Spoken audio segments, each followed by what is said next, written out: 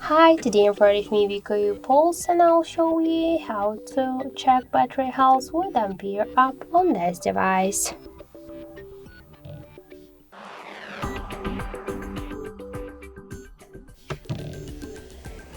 So let's first open the Play Store application, and in the search bar we should enter the Ampere, and now we should get this application, so tap the install button and wait a couple of seconds.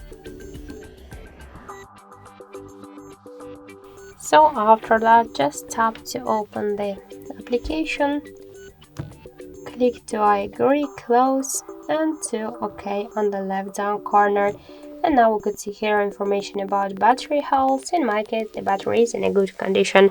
Also, we got here more information like the battery level, capacity, model of our device, Android version, and more other info. So thank you for watching, and if you find this video helpful, leave thumbs up and subscribe our channel.